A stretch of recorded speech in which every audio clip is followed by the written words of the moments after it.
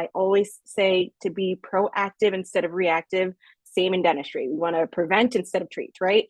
So when it comes to anticipating this time of year, I would say to number one, really focus on those treatments in the earlier months, in the Junes, Julys that require multiple appointments. So these are your crowns, for instance. These are your implants. These are the things that you know are going to need multiple appointments. So if you're proactive and really aggressively market and basically get the people who might have been tiptoeing on board and fully committed earlier on in the season, you know that they're going to continue to come to these appointments come September. This is Growth in Dentistry, a dental intelligence podcast where we ask the question, what does growth in dentistry look like to you? I'm Katie Polson, a dental hygienist and your host. Welcome to another episode of Growth in Dentistry. I'm Katie Polson, and we are excited again. I always start the show in the same way. I'm sorry, people, for that listen. I really am, but I am excited. I'm excited to be here on another show. We are just side note. We are over a year now of doing this podcast. It's an amazing feat. I'm so excited to be able to, and honored to be able to sit here and chat and share my feelings and interview great people. And it's just been a great ride. And also we have had a great response with some awesome listenership. And so just thank you to those of you that are listening to the podcast. It's really the goal here, and the goal always has been from the very beginning of the show, is to provide actionable educational advice, regardless of whether you use dental intelligence. It's just a space where for people to gather and to get some more information that they can listen to on their way to work. So I'm grateful that you would trust us with listening and your entertainment, because I listen to a lot of podcasts, and if you're listening to this one, I'm really grateful. For those of you that are new listeners or haven't had a chance to take the opportunity to join our Facebook Dental Intelligence podcast community, we'd love to have you join us there. And also, if you wouldn't mind rating and subscribing this podcast, because that's really helpful. So more of you can join us. There is I've shared this before, and I'll share it for the next little bit, but our customer community in our growth, or I guess our analytics platform now, is called our DI community. And it's a great place. It's a forum where you guys can talk to one another about analytics and numbers and try to figure out all the things, there's one thing about having numbers, and there's another of how to implement them. And that's a great space to learn how to do that. And then the last thing is, if you're not a customer, we'd love to have you. You can go to get.dentalintel.com/podcast to get $50 when you complete a demo by listening for the show. And I will add that into our show notes. So without further ado, and my out of breath already, we are continuing our conversation on the September Slump. And as I lovingly have called it, and hopefully I'm not offending anyone, September, because that's really what it is. And today we have a powerhouse here who's going to teach us all the new things, patient acquisition. So excited to have you, Deneen Dismore of Dismore Consulting. Welcome to the show. Thank you so much for coming. Yes, thank you for having me. I'm excited to be here. Yeah. Tell us a little bit about, so if you don't follow, first of all, if you don't follow, I just barely started following her, and it's been a joy. She's such a fun follow. So go do that. But tell us a little bit about yourself. So yeah, my name is Deneen Dismore. I am a new patient acquisition specialist, which is a fancy way of saying that I teach dentists how to attract and keep new patients. And it's interesting because I love everything that dental intelligence has to offer, because to explain a little bit further, it's my job to train dentists how to bridge the gap between marketing and metrics. Mm-hmm. A lot of people have this misconception that marketing is just built on hunches, creativity. You dump a bunch of money into billboards and online ads. And while that's certainly a strategy, there's a lot more intentional stats and intentional systems that we use in order to assist the people that we coach, that we consult and work with. So yeah, I'm so excited yeah, to personally use the platform, Mhm. and to spread the word. It helps me to make my job so much easier, Yeah. honestly. How did you find Yeah. yourself in new patient acquisition and in dentistry?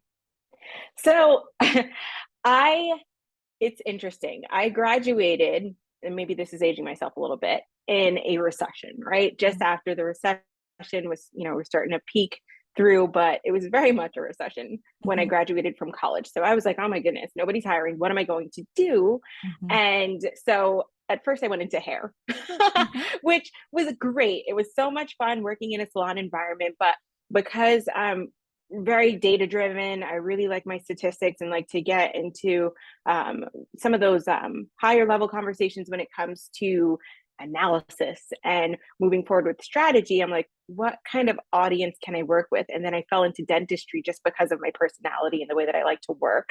I started my career in Manhattan, and to fast forward to where I am now, after being the marketing director of two different dental practices over there in New York, I realized that I had a knack for new patient acquisition, getting new patients to show up. There were times where it was my job to get 200 new patients to walk through the door.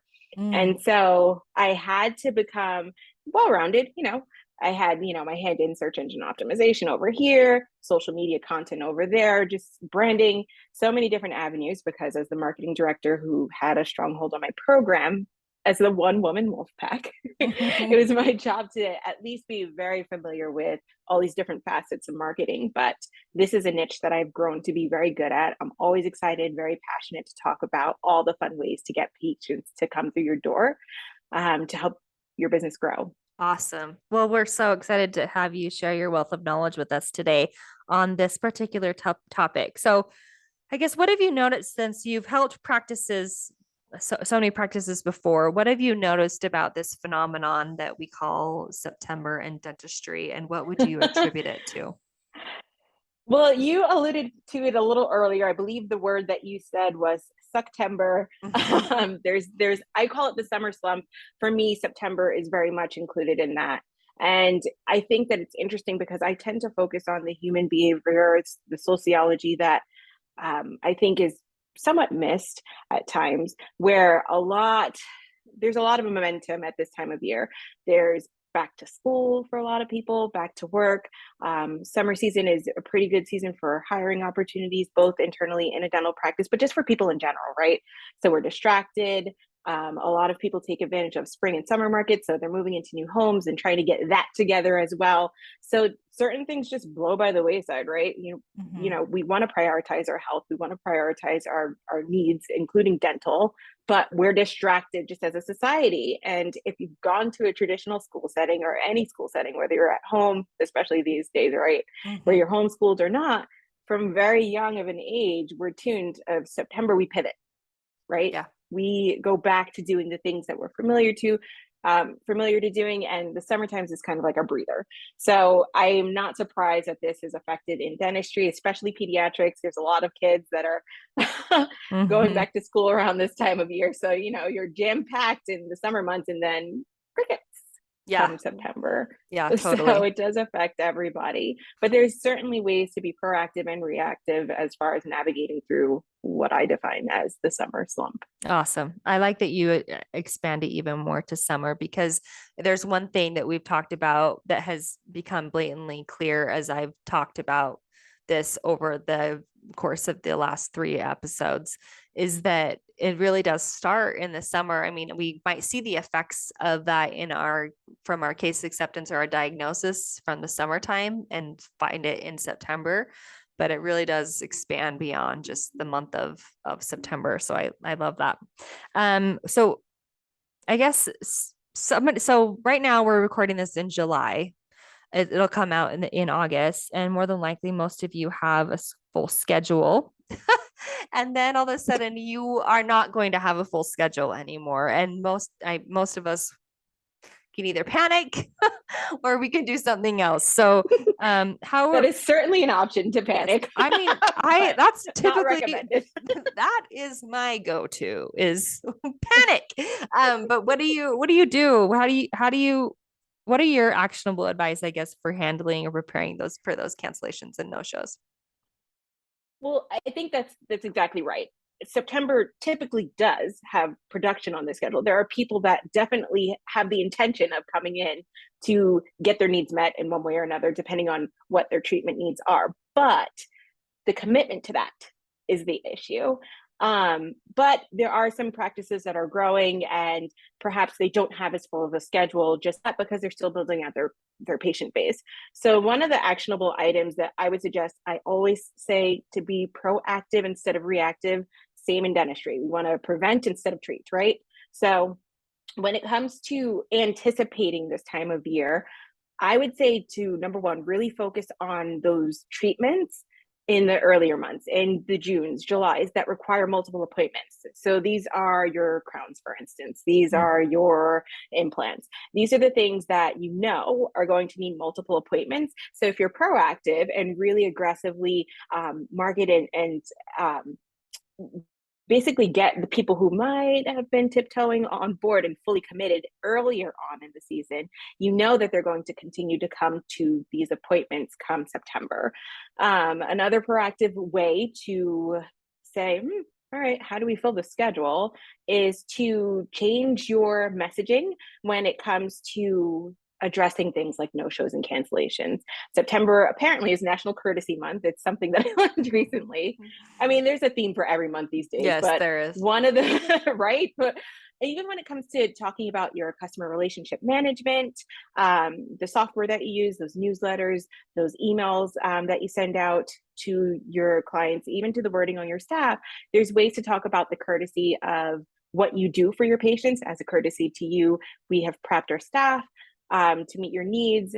We are here for you during whatever hours, and really emphasize how much you're willing to accommodate them, but also to remind them the protocols when it comes to rescheduling and canceling appointments, the timeliness of that, right? And we will do everything we can do to accommodate you, whether it's putting you on a waiting list for an appointment, say we have to push you out, but we have a waiting list available for September, or just talking about, we appreciate the 48 hours notice, 24 hours notice, whatever your office policy is. Those are two popular ways that I really like to encourage dentists to do to be proactive. But we can also be reactive, right? Because there's always capitalizing the momentum of the moment. There's going to be downtime in September, right? And so one of the things that, and especially with dental intelligence, one of the most go-to ways is to do a good old-fashioned reactivation campaign. For me in my business, I consider a patient that hasn't been to the office in 24 months or more to be a patient that would be considered new coming back to the office. Now, every office has their different standards and metrics. That's my sweet spot. So a reactivation campaign during downtime would look like giving those patients that slip through the cracks a call. You can do that with patients that you haven't seen in an extended period of time. But another way of doing that is, say you have, because I focus on new patients, right? So say you have a lot of new patients that did not come in for their summer appointments in June or July, contacting those people because there's opportunity for them to come in and accommodate themselves, accommodate that population is a good way of doing it as well. And then bonus, my last one. Sorry, I get really passionate about this stuff. I love it. Reminding people, it depends on like the office structure that you have. I came from a practice, especially in Manhattan. We were open 7 days a week, 363 days a year. We had early morning appointments and evening appointments, right? So reminding people about the opportunities that you have in your schedule, but make it relatable to the audience that you're speaking to. After school appointments, if you're a pediatric office, after work appointments, lunchtime opportunities. There's a holiday that's coming up in September. I can't think of one for the life of me. Labor Day. Sure, Labor Day. Say you're open on Labor Day, right? There are procedures where you might want a little bit more downtime, a little bit more time to recover and heal. Talk about the advantage of putting this appointment on a Friday so that you can take advantage of the Saturday, Sunday, Monday recovery time, so it doesn't distract and disrupt you from your activities that are normal to you, whether it's working, school related, or so on and so forth. Yeah, you can be completely, I would take advantage of the momentum that September brings, which also speaks to mindset. I think that, panic and the defeatist attitude and just accepting it. That's a choice, right? Mm-hmm. And there's plenty of things that we can do to enhance and make sure that we're meeting the needs of our team and hitting our goals as a dental practice Yeah. too. So many good advice, like great advice. The one thing that I do want to touch on, and I think it's one that gets missed a lot, is we work so hard at getting new patients to come in the door. And they're probably the highest risk for what we call churn and SaaS, but cancellations or no-shows, right? Because they Correct. don't have they have not established a relationship with you. And then where's the follow-up? Like I would imagine most practices do not follow up with those new patients. A lot of them Which is don't. so disappointing. I I know. know. I'm surprised by this, but I also think that it's a learning lesson. Your relationship, first of all, with your new patient begins before they step into the door, Yes. right? Yeah. So when it comes to reaching out to them, reminding them of how the systems in your office work as far as cancellations, even in your script, I find that a lot of people don't ask, if you have to cancel or reschedule your appointment, will you please contact us, and then set the standard that your office has? Yeah. So the relationship as far as managing your patient's expectations, especially when they're new, but also communicating with them, introducing them to your team. Your social media is a great way of talking to them before they get to the door. Your online reviews, that's a great way of Mm-hmm. talking to them before they get into the door, and inviting them to do that is Yeah. really critical. But say, okay, you've done all that, they don't show up. It happens, right? Whether it be anxiety, maybe they're shopping around, they forgot. The Mm-hmm. dentist, as much as I love to believe that people love going to the dentist and they're so excited Yeah. and just Yeah. waiting Yeah. in their cars ready to go and showing up 20 minutes early. No, That's like I my think you ideal. might be the only one, Deneen. Right. I would love a world that works like this, but typically it doesn't. So when it comes to addressing this, talking to them from a place of non-judgment, just reminding them that you're here for them and there's a lot of opportunities that they can, accommodate this person, and then talking about those early morning or after work or after school appointments, whatever it is, Yeah. is a great way of getting them to come in through the door. And then again, just reminding them of the expectations that you have when Yeah. it comes to canceling and I, rescheduling. as you were saying that, I was thinking what a great opportunity for you if you were to call them and it was really like, I'm just really scared, and like, oh, turns out we have everything that you need to feel comfortable when you get here. And then you take that Mm-hmm. idea and you think, what can we do to let people know about that before they even call us, right? And because maybe you haven't done a very good job on that. Maybe you haven't let people know on your social media that you guys do oral sedation or whatever it is. But it just clicked as you were talking about that, about taking those no-shows and taking an audit of why they did that, and then try to combat that before that even happens. Yeah. Absolutely. A proactive way of talking to new patients is speaking to their pain points in advance, addressing them. And honestly, I think I talk about this. I have, one of those free downloadables where I talk about the top mistakes and tips that dentists make when trying to grow their audience, attracting new Mm-hmm. patients.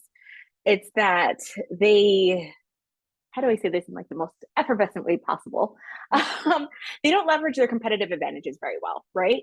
So I don't know why I need to buy into you. I don't have a good understanding, especially if I've never walked through your doors before.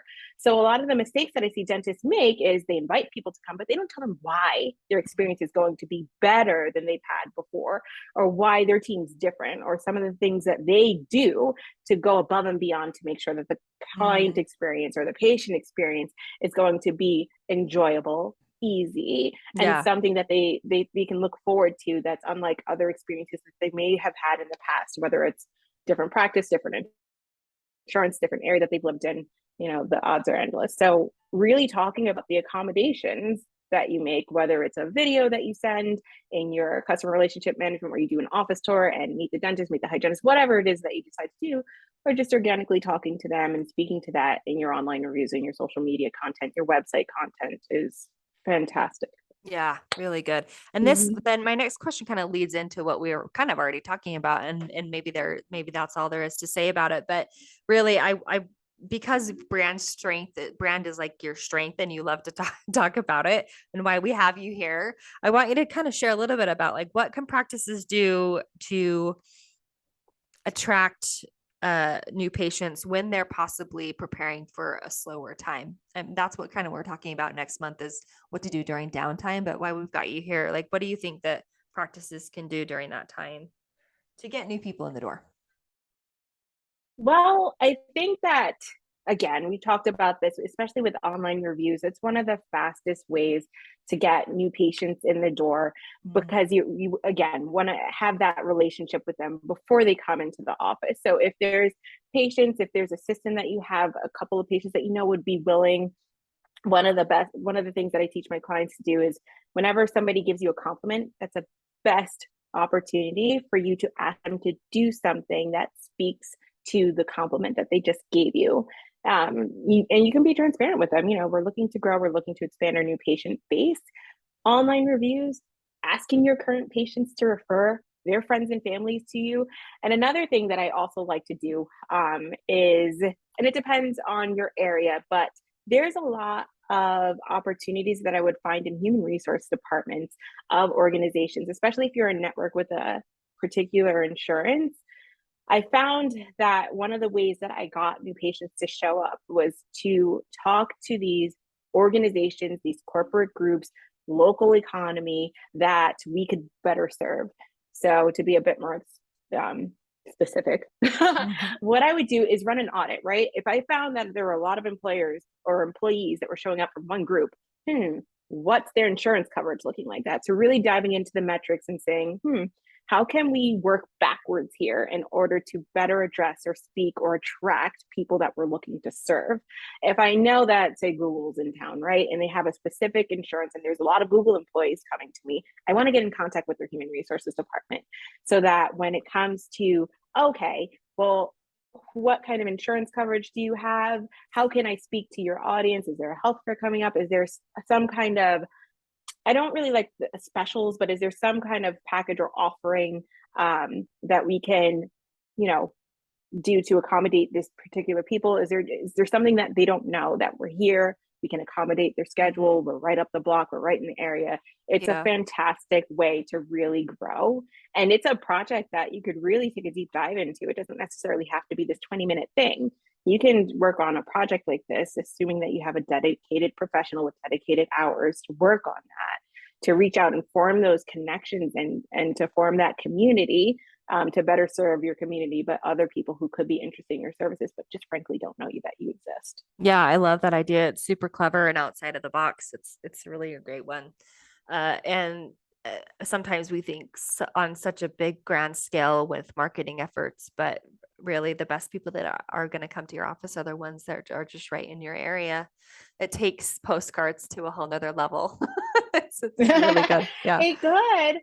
Absolutely. But it's those third-party endorsements. I really like building relationships, and I encourage dentists, team members to really find out how to best address and really get to know your targeted audience, because as I say, if you're speaking to everyone, you're speaking to no one. So really define who your target audience is, find ways to speak to them, encourage them to talk about you, encourage them to refer to you. And so that you get those like-minded, similar, people, patients, population, audience that you're really looking to serve. Yeah. Oh, yeah. That's really, really great. So when we were talking, and I love this idea, and I want to spend the rest of our time talking about it, because it's not something that I would have thought of to do in September, but for sure is, and you mentioned this use it or lose it mentality with dental insurance at the end of the year. And oftentimes we think we should be planning that, like figuring that out in like November, right? Like people start sending stuff. Oh, it's too late. You know what I mean? So November. Tell us about the benefits of sending this end of year messaging out like in September, instead of waiting into the fourth quarter, I guess. Right. If you fail to plan, then you plan to fail. So I think that the best time to start planning use it or lose it season. So for me, that means your insurance benefits, whether they're an insurance plan or FSA, HSA, any kind of benefits, your care credit, whatever the situation is, you're going to be losing money that you can apply towards treatments. So planning how you're, number one, going to speak to people in advance to tell them, hey, we get busy this time of year. So you really want to be proactive, especially if you're thinking about committing to whatever this treatment is, whether it is hygiene all the way up to your higher production, higher procedure appointments. Please schedule this in advance so we can best accommodate your schedule, right? It makes it patient focused, it manages expectation, and it helps to also have a better understanding of how your schedule is going to be. Planning that in September and just placing those gems, planting those seeds early is a fantastic way to plan ahead. Another thing that I would say with use it or lose it season is you have to think about your office hours. A lot of the times there's many missed opportunities that come because perhaps the practice isn't as flexible or perhaps not capable with staffing issues, but there could be some opportunities to consider changing your hours according to the season that you're going to be in. So for instance, if you know you're going to be closed Thanksgiving weekend, right? Perhaps one Saturday or one late evening, you can accommodate people in anticipation of losing that production time in advance. Another thing that you could do is, again, just reach back out to people who were perhaps not committed to certain procedures and say, hey, we know that this is something that you're interested in. Let's get back in, have another consultation, have another meeting where we can really decide how we're going to maximize your insurance benefits in advance. And then if you want to get really creative, say that you are reacting, right? It's November and you haven't taken these action steps in advance. Some of the ways that I've seen other practices do it, and you have to get creative and talk to your consultants, coaches, call somebody like me up and try to really troubleshoot this, is there are what I like to call the double dip. Your insurance benefits renew on January 1st. So if you have a higher production procedure, like that, you know, is going to be multiple appointments, you schedule the first half of those in December as best as you can, and then their insurance benefits kick in January, and you maximize those benefits again, and you complete the rest of the procedure in January, so that it's less of an out-of-pocket expense for the patient and it's service oriented. So, you know, if you find that you're in reaction mode, and you know that you're not going to be able to complete every single thing by December 31st, you can have them schedule their appointments at the end of December or throughout December, knowing that they're going to renew and continue on with those benefits in January, assuming you use benefits like that. I really, when you said that earlier, I was like, I really, that really is a great idea to start talking about it now and just letting people, because even as a person myself, as a patient, I'm like, oh yeah, like I probably should like get that looked at before the end of the year. It's not, we just don't, it's some things we don't think about this as humans, you know? So I definitely think that that's a great strategy to use your September if you have downtime. A half an hour goes by really fast in this realm of Zoom recording for podcast. But before I let you go, we ask the same question to every one of our guests, and that is because growth means such important things to us at Dental Intelligence, and it means something different to everyone. So the last question I have for you is, what does growth in dentistry mean to you? Growth in dentistry, especially for somebody like me as a new patient acquisition specialist, is growing, but you want to grow in the right direction. I see it very often that people want growth. What does that mean? They want more new patients. They want higher production. They want to have hire a couple more associates to better accommodate their growing patient base. But a lot of the times, growth can be lateral if you're not doing things to really drive net profit, which is what I speak to. I don't necessarily, doesn't come across that way in my title, but driving net profit is very important because growth can be growth, but you want to grow in a way that makes sense so that you can reinvest in yourself, in your team, and grow with integrity so that you can continue to do the things that you love to do. So for growth, growth in dentistry for me doesn't necessarily mean growing. It means growing in the right direction by speaking to things that drive that net profit. Yeah, really great. Well, Yeah. Deneen, that was super fun for me. Thank you so much for taking the time out on your Tuesday to join us and record. For those of listeners that want to reach out to you and get more information about how you can help them in their practice, how do they find you? So my name is pretty unique. I am the only Deneen Dismore on the planet. So my website is deneendismore.com. You can reach me by email, consulting@deneendismore.com. I really encourage you to visit my website though, because that way you'll be able to find me on social media, contact me directly in my inbox, and schedule a connection call or a discovery call should you need Perfect. one. Perfect. We'll make sure to put those links in our show notes along with our link to get a $50 gift card when you complete a demo. Thank you again so much for joining us. Thank you to our marketing department for all their work on this podcast. I am Katie Polson. Keep growing.